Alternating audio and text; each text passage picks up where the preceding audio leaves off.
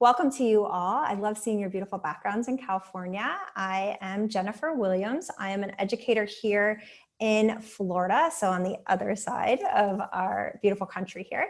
And I'm excited to talk to you all about some of the projects and programs that I've been a part of and that I am seeing currently out in our world, well beyond the United States, as I'll be sharing here, both in distance learning, but then also prior to COVID-19 and us moving into online spaces. So a little bit about my background in education. I started off as a speech language pathologist, and I was kind of on the science side of education for several years. And then I moved to a Montessori world school where my own 3 children were, and there wasn't as much need for therapy. So I started doing a lot of work around literacy. I was a reading specialist. I was an English department chair.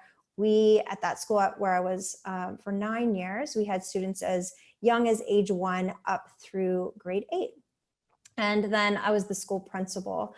We were in our mission of being a world school, we were really focused on developing our students as global citizens. And this was probably 2005 to about 2014. And we were also early adopters with technology. So technology, iPads kind of landed on our desks. We didn't really have a PLN on Twitter, or events like this.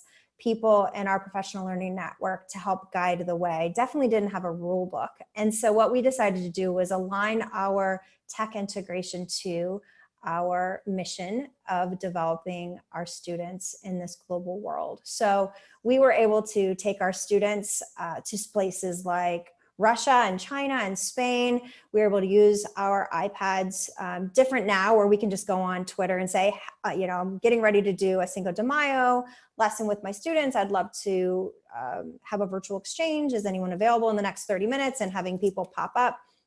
It took about a year. So we would have to connect with the Ministry of Education in the target country. We would have to work with them to find a school that had reliable Wi-Fi, which continues to be a problem today, then finding a teacher who was willing to take a risk, because ultimately we were going to fail and we were going to have a lot of problems and complications, but the most wonderful learning happened in those situations. So we, as we were traveling, as we were using technology to connect our students, as we were using our inquiry skills to learn about perspectives of others and cultures of people that may or may not look like us, live like us, I was finding that these were some of the richest experiences that our students were having.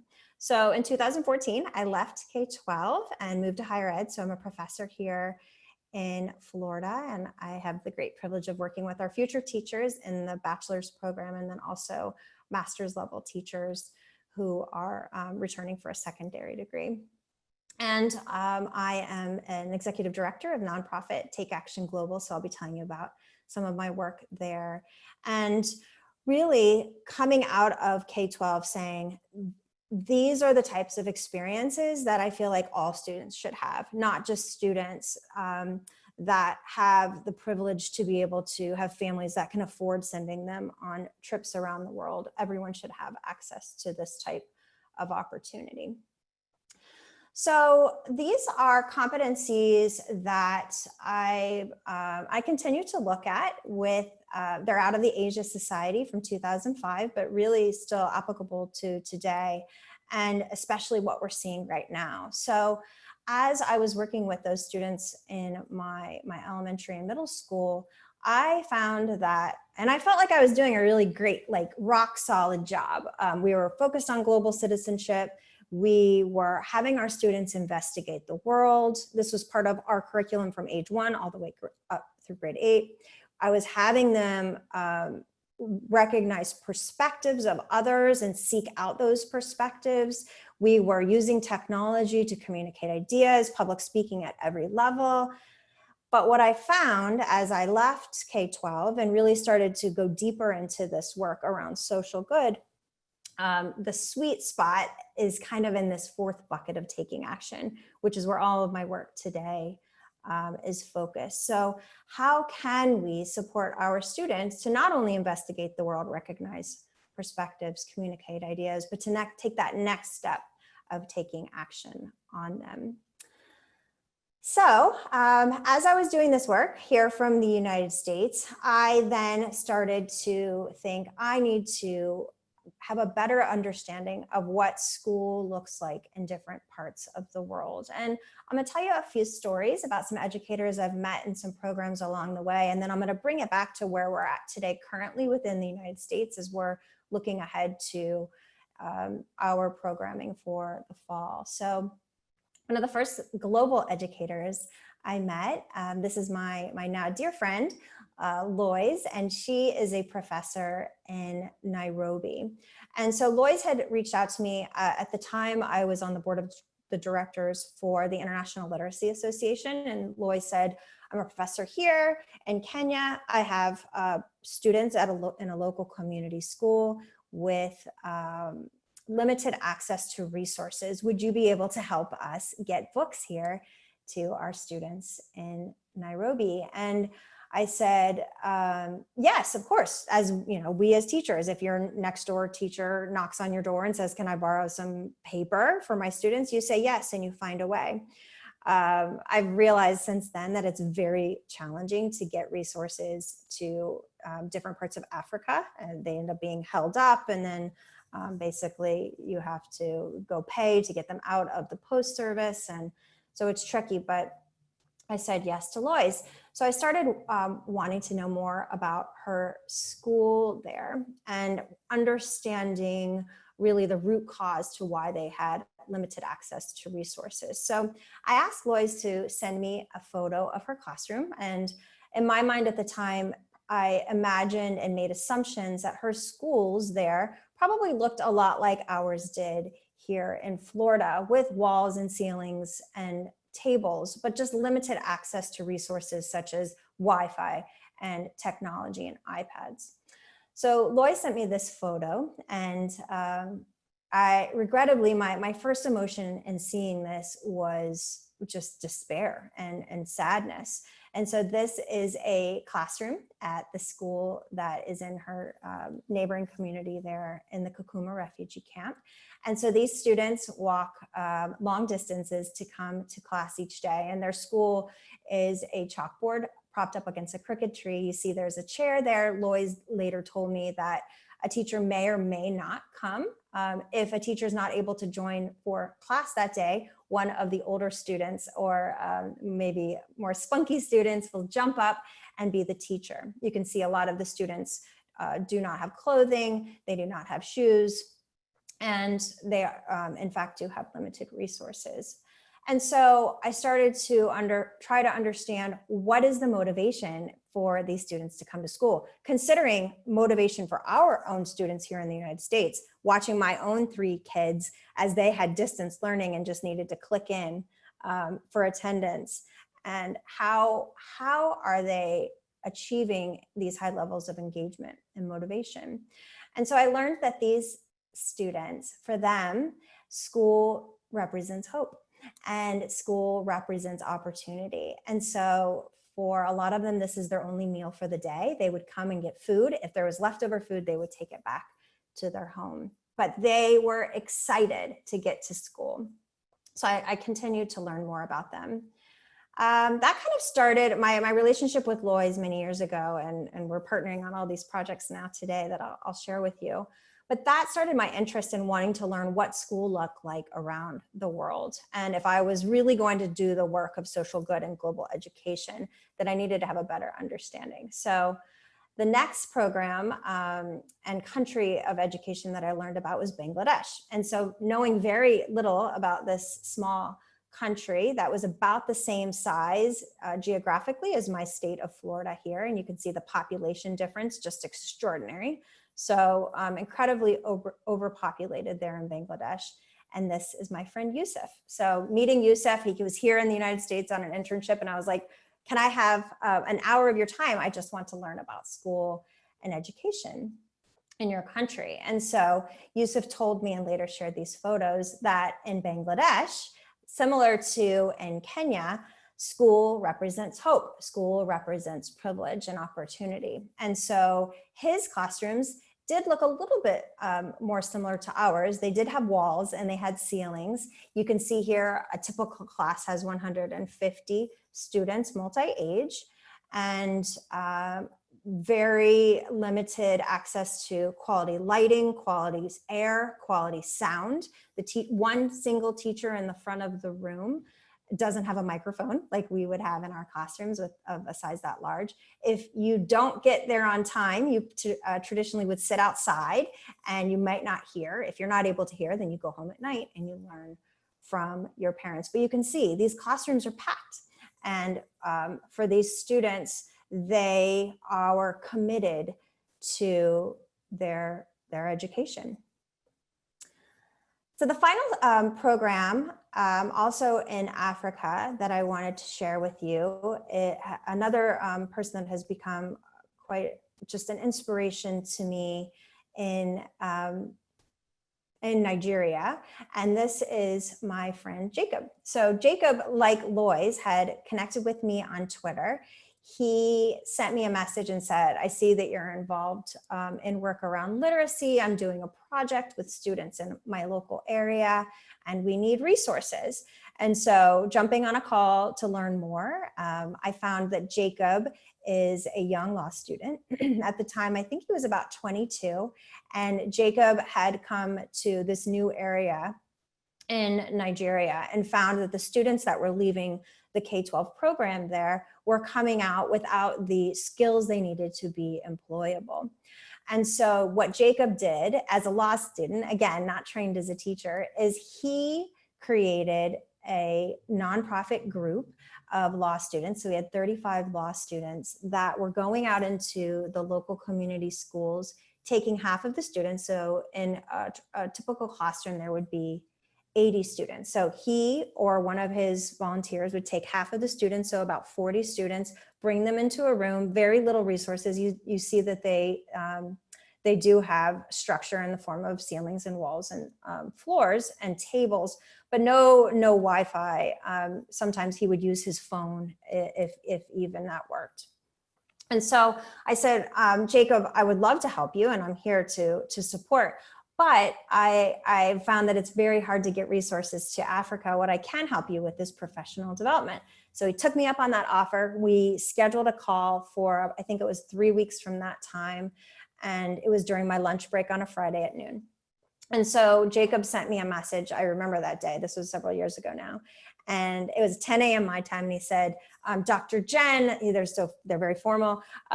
We are ready for our session. And so I'm like, oh, I'm so sorry, Jacob. I think that the times must have gotten messed up on the calendar because we're scheduled for 2 hours for now. And I could kind of sense that he seemed concerned about that.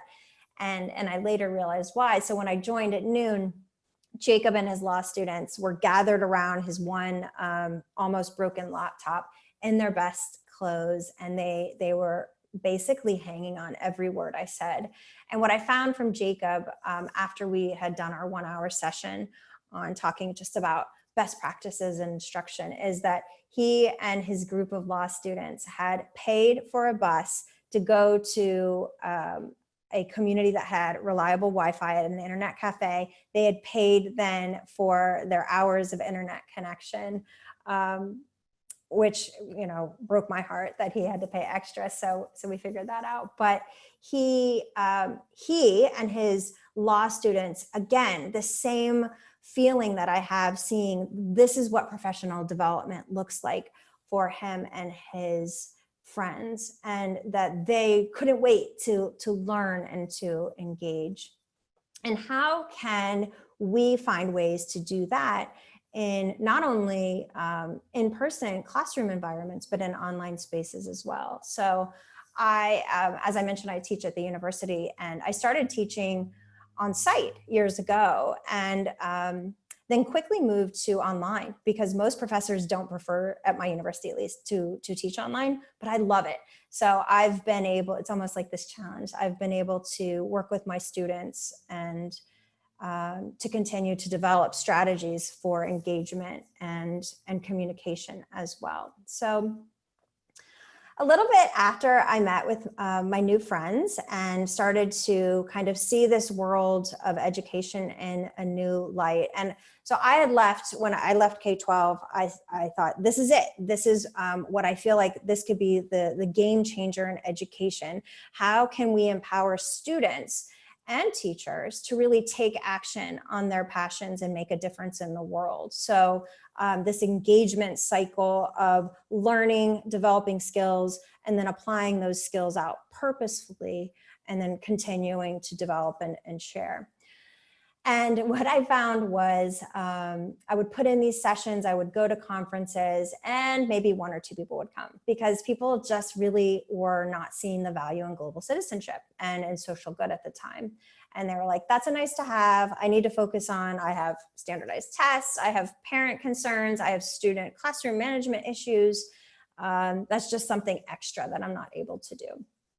But I kept on, and in 2015, what I find really for me has just been the glue came out. So the UN, who I had been doing some work with, had launched with our world the Sustainable Development Goals. And if you're not familiar with the SDGs, these are 17 goals that we as a world agreed upon in 2015 to reach by the year 2030. And you can see here their topics such as reduced inequalities, life below water, life on land, climate action, no poverty, zero hunger, all areas that we as teachers have always focused on. We actually have our very own goal in goal number 4, which is quality education, ensuring inclusive and equitable quality education. And these last 2 words for me are just kind of what guide me in my practice today, for all.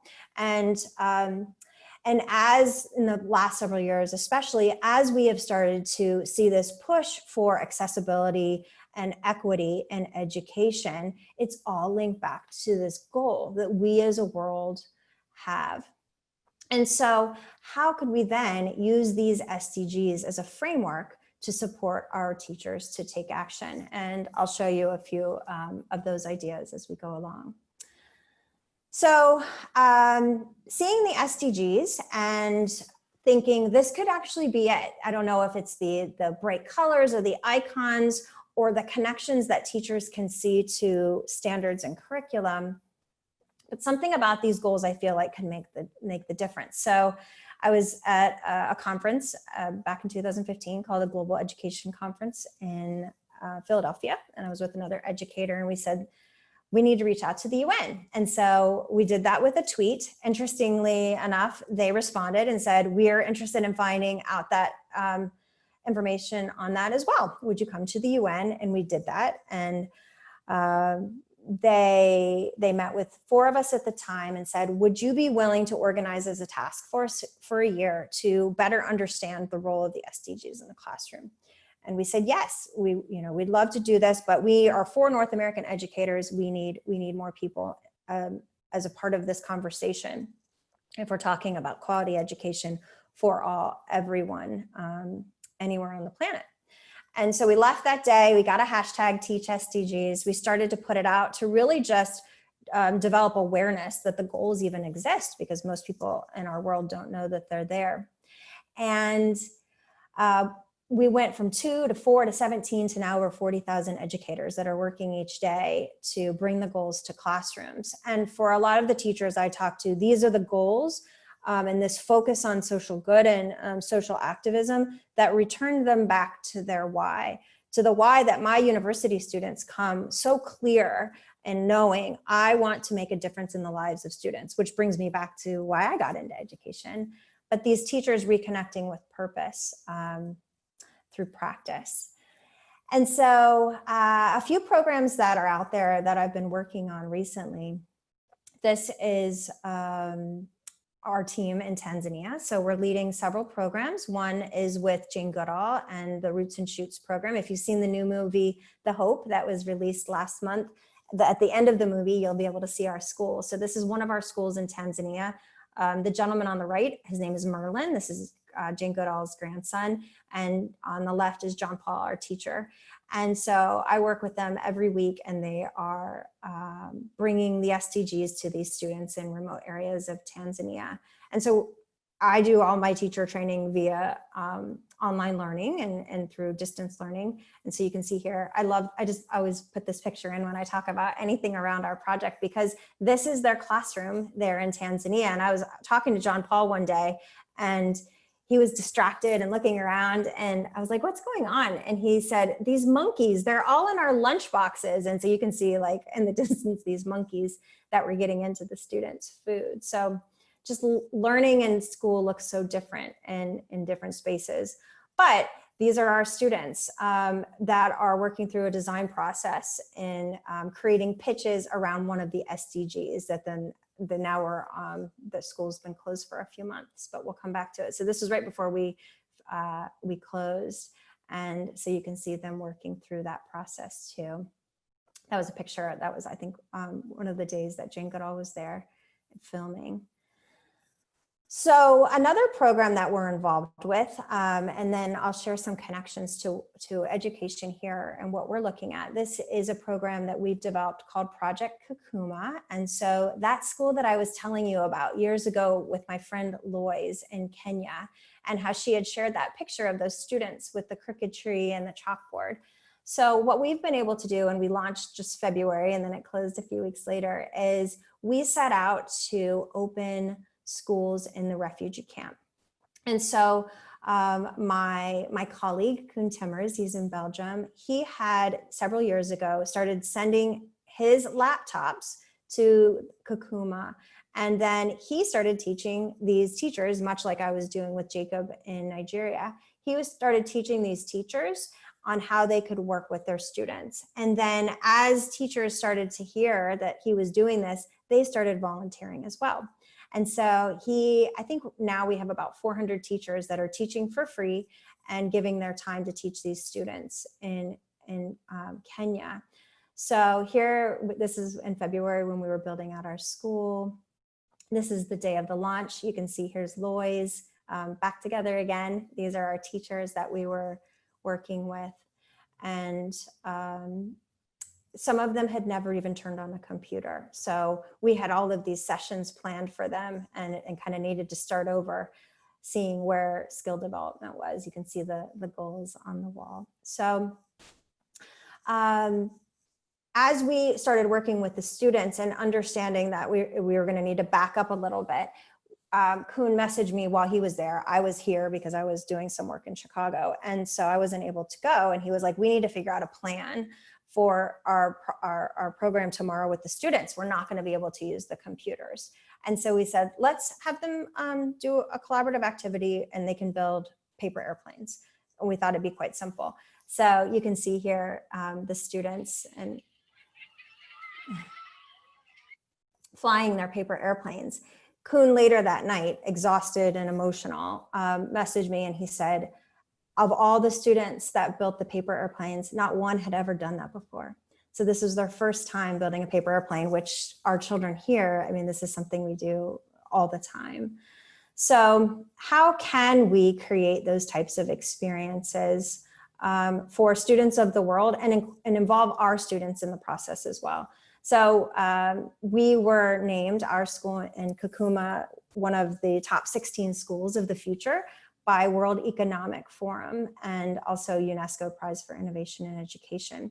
So what we've been trying to do is take our learnings from developing out these programs and thinking about what might school look like here in the United States and in places around Europe where we also work.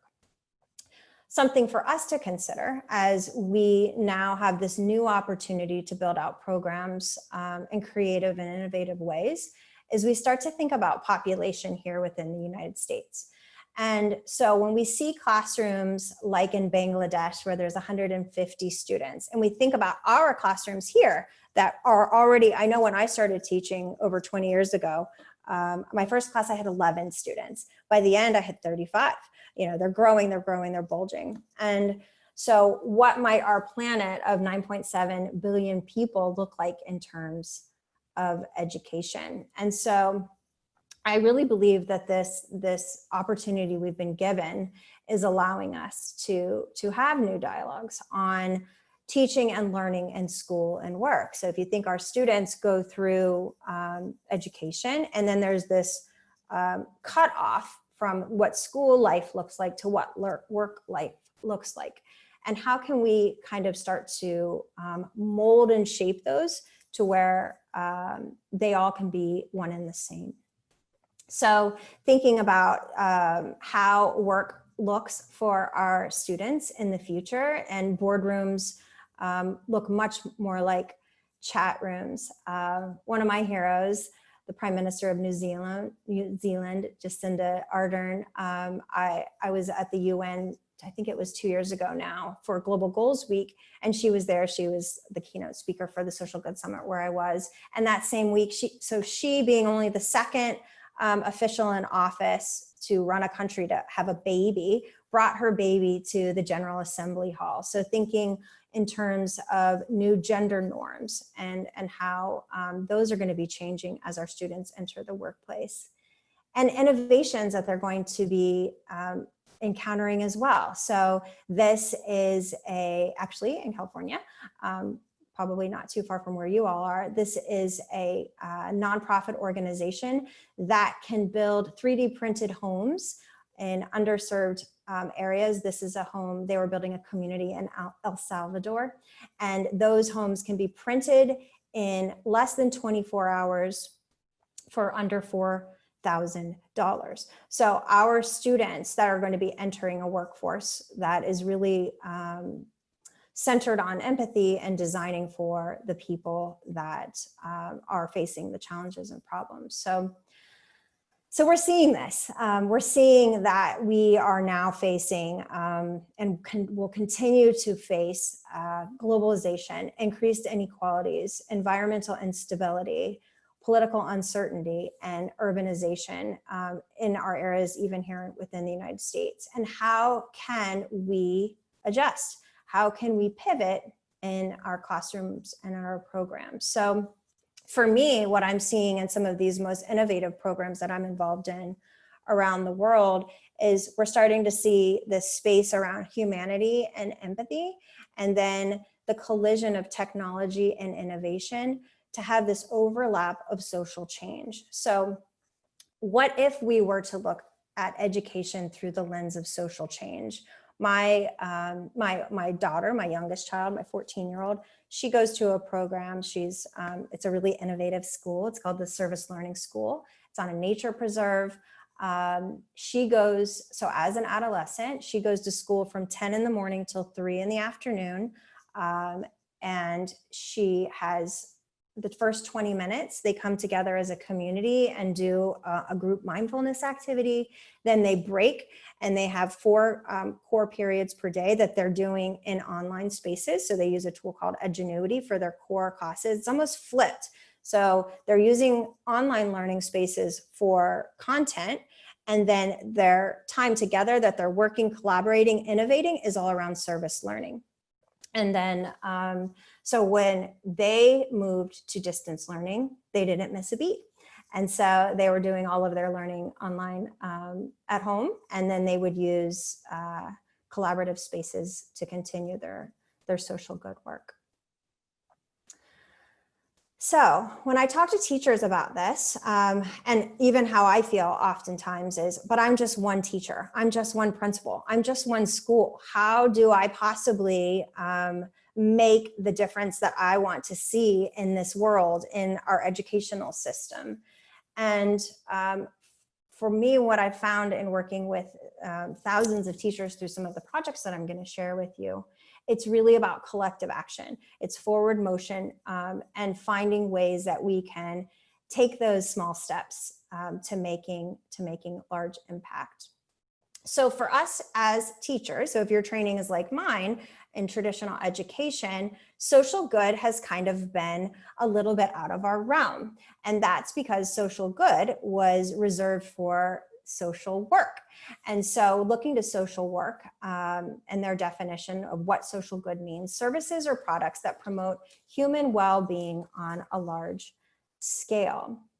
And then these kind of these buckets would be environmental justice and sustainability. We're starting to see school programs pop up with focus all in on climate change, social inclusion, which we are seeing front and center right now with this Black Lives Matter movement, where we all are finding that we are responsible as educators to ensure that we're having these conversations with our students and doing the work every day.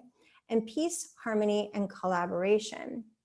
So these might not be things that are connected directly to our standards, but every single teacher I talk to is saying, absolutely, these are things that I've been working on forever. So as I'm also doing a lot of work with ed tech, and we are hearing a lot right now about this shift from consumption to creation. How can we incorporate project-based learning? How can we move to having design thinking, inquiry, and collaboration be more a part of our work?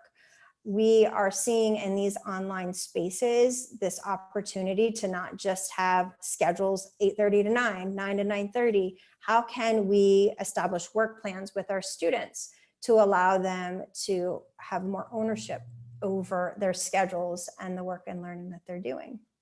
But for me, just as that first slide I showed you, where those 3 areas of global citizenship, how can we move them from consumption and creation, but for purpose? So how can we encourage our students at all ages to take what they're creating, design with purpose, and taking action for our world?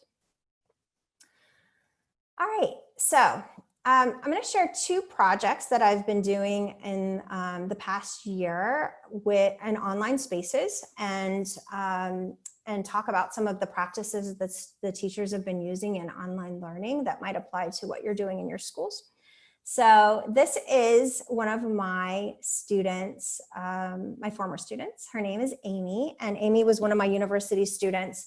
And last May, she sent me a text and said, tomorrow is my first day of summer after teaching in my first year of kindergarten, and I'd love to spend it with you. And, you know, as a teacher, when your student says something like that, you're like, I'm there, I'm dropping everything, I'm clearing my schedule, and I'll meet you. And so that was on a Thursday. I met her on Friday morning last May. And so I sat at breakfast with Amy. It was just great to see her because I had taught her online. And so I'd only met with her a few times. So she's telling me about her year. She was a kindergarten teacher. If you've ever taught kindergarten, it's tough. It's so hard. So it was an extraordinary year for her. And she was exhausted. She was kind of slunched down, just like pouring all this out. And then all of a sudden, Amy's whole posture changed. She sat straight up and she was like, oh my gosh, you're going to be so proud of me. I did a global collaboration project this year. So Amy starts to tell me about this project that she did with her Ks. And so her mother, Amy, a teacher in Florida like me, her mom in North Carolina had sent her this project, and it was on the ABCs. So 26 classrooms from the United States, each teacher teaching kindergartners, and each teacher taking on 1 letter. So Amy got H for hippos. We don't have a lot of hippos here in Florida, but her and her students had to create a project that it was pretty simple. They just needed to email out. So they sent out to the other 25 classrooms about hippos. They took in new ideas on the other letters of the alphabet, and she loved it. So that was her huge, wonderful takeaway from the year. So me, seeing her excitement around this and thinking, okay, 26 letters of the alphabet, 17 SDGs, maybe I could get 16 classrooms to join with me in a project around the goals. So I go home that night, and you know, when you have those like bursts of charged energy, you're like, yes, I'm gonna do this. So I created this super simple little logo using Canva, which I love Canva, and then went on Weebly and created a super simple, really basic website. And the next day on Saturday, I sent out a tweet on Twitter and I said, big news, it was big to me, introducing the Goals Project. So I gave it a name and I had the link. So it's free and open to all K-12 classrooms. All my work, remember, is for all, everyone, everywhere. So anyone could join. I was looking for 17 classrooms total. and learn about the global goals, meet new friends, sign up today. I had a Google form, and within probably a week, we had 300 classrooms sign up. And then by September this past year, when we launched, we had nearly 2,000 teachers for a total of about 50,000 students join in for our little project that was inspired by Amy. So what we were able to do is, well, it was supposed to be with 17 classrooms, K through 12th grade. Then I had students or classrooms with students age 3 all the way up through university. So we launched this project. Every classroom was assigned one goal. We used collaborative technologies as we went. So a friend of mine, he's a high school student, his name's Ayush Chopra. He's in Canada by way of India. And he was the face of our program because we didn't want it to be about us. And so this was our virtual handshake, as we called it. And so our students introduced themselves, and you can see here, this goes on and on and on and on and on. So we had hundreds and hundreds of responses by the students. We found out at the end of the month from Flipgrid that this Flipgrid, I think there's been over 1 million Flipgrids created. This was in the top 500 Flipgrids ever created in just a month's period of time. Kids excited to connect and learn, as you've probably been seeing in your virtual spaces. Anytime you can get students collaborating with others, they're engaged. So you can go to I'll show you quickly, the Goals Project website, and you can see what we did at the end of the project. This was only 4 weeks. And so the students, we moved them through a design thinking process over the 4 weeks. They explored first, what are the goals? They each were assigned one goal, and they needed to have a shareable link at the end. We left it completely open-ended. We had teachers that were very uncomfortable with that. And they were like, where's my rubric? Where's my step-by-step directions? And it was like, you gotta trust in your students. And so they created theater productions, advocacy campaigns, commercials, art. They built cities. They created inventions. This, I'll show you too. This was one around goal number 16. And so this was an art teacher, probably not too far from you guys in California. And so what she did was she created this art project around writing. And so each of the students had this prompt: description of a type of student who is often excluded. Then they needed to create personas, describe the student who was feeling excluded, and then represent that in art. So you see here, this is Jamal, a student with autism, represented by a puzzle piece. Will, a student with schizophrenia. This is, I think that says Trey, and he has cancer. I love this one. Ophelia, surrounded by incredibly talented siblings, considers herself to be quite lowly and undeserving. So you can think all of the information and data that a teacher is able to get through this project to better understand his or her students. This is another project. This was done by a group of students in Malaysia. And so they had SDG number 14, Life Below Water. They documented their entire process in a wakelet here. So you can see, first they learned what the SDGs are. They then Skyped in with an expert because they were going to look at coral reefs. They did research online about coral reefs. So you can see they're still in school at this point. They designed a coral cage using Minecraft. They built a coral cage, and then they dropped it in their local waters to plant a coral reef. And again, this is all done in just 4 weeks' time. So when we open up opportunities for our students, they're going to rise to those occasions. So I have those here for us. So as we start to think about, I've been talking to a lot of district leaders, probably a lot of you all too, kind of thinking ahead and trying to figure out what could the fall look like. And a lot of, and it changes every week. So I'll talk to district leaders. Most recently, last week, I think I had 4 different conversations, and this was all within the United States. So it's different in my conversations outside of the US, but within the United States, and you all might be at the same point, messaging with me and saying, I need to have 3 proposed plans for the fall. I don't know why they're all saying 3, and this all right now. So, and they're all focused on scenario 1 is this, scenario 2 is this, scenario 3 is this. And I hear a lot of these synchronous or asynchronous options. Is it going to be blended? What is that going to look like? So what I've been encouraging them to do, and there's an organization called XFlow out of Boston, and they've really been pioneering work on this concept of elastic proximity. So instead of focusing on how they're doing it, like the medium, is it synchronous, is it asynchronous? Focusing instead on the sphere of learning and creating this fluid type of space where teachers, based on the learning and the skills needed, can pull students in, kind of have this pull in, push out type of experience with their students that's really going to need to be flexible depending on where we're at and where physically we're at within the United States in this coming year. So there's a lot of really interesting models coming out of that.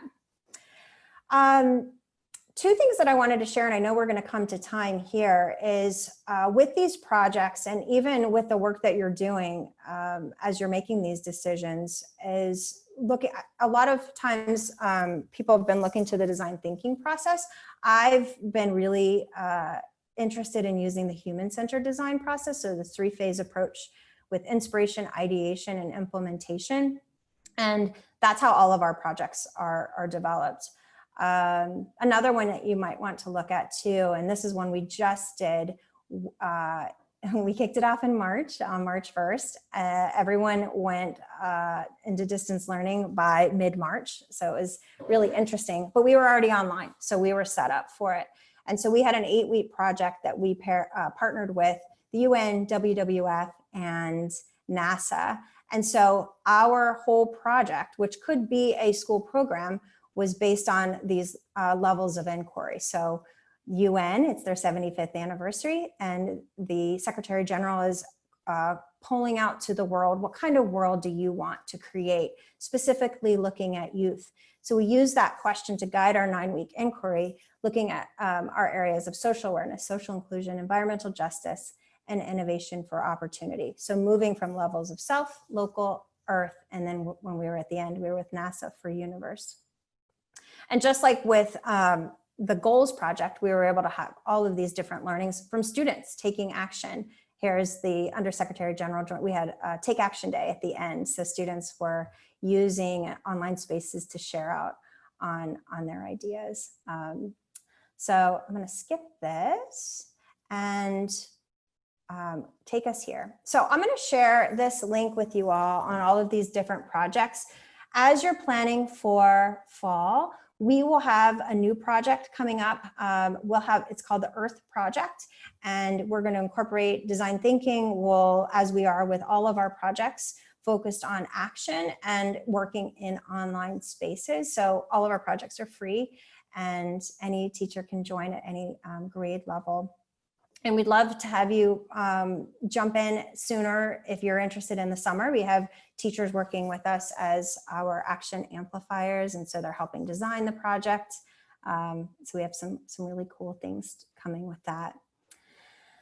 So in closing, I always try to end with this quote because I think that bold change can start big and bold change can start small. You need to be ready to start, and you all are really already there in tremendous ways. But I am on Twitter at JenWilliamsEDU. I also have my website where I try to document all of the different works and projects that I'm involved with. I also have my book through ISTE and am presenting with them in a few weeks at their Summer Institute. So Teach Boldly goes into a lot of these projects that I have been sharing on. And I wish I had more than an hour with you because I'd love to hear from you on the work that you all are doing, but please message to me on email or social media. And I will turn it back over to you, Kevin, if there were any quick questions or things that I could share out with the group, but I appreciate you all being here. Thank you so much, Jennifer, for the presentation, the stories and the resources that you shared. I didn't notice any trends or patterns on the chat box. I know that Marilyn had posted one question about maybe places to make donations to one or more of the projects you were discussing, but maybe if we have a minute, just open it up to questions, but we probably only have a minute because Thank you for that summary. And then we do have, so Project Kakuma, we had, and it was so fun in January. I don't think I showed a picture of it, but we did postcards for Kakuma. And so we invited in classrooms around the world to have their students create postcards. And then we hung that, there was thousands of them that we used to decorate the 2 school buildings. And so we have opportunities like that for students to take action in small ways. We also have our larger projects.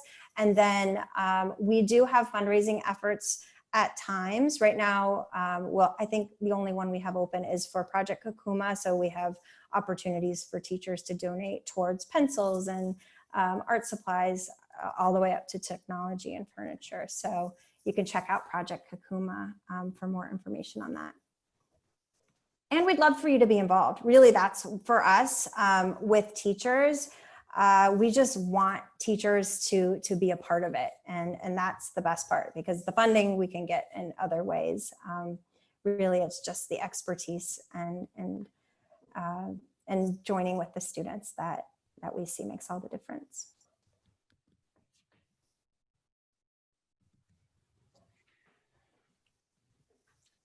Thanks again so much, Jennifer. I think that Sure. there's some private thank yous that are showing up in the chat box that you'll probably want to look at. And in terms of the master schedule, I think we have a 10-minute stretch break before the second session starts. I did put the master schedule back in the chat box. So thanks again, Jennifer, and thanks to all the participants who. Thank you all for joining. I know there's a lot of wonderful sessions, so I appreciate you being here. And thank you, Kevin, for moderating.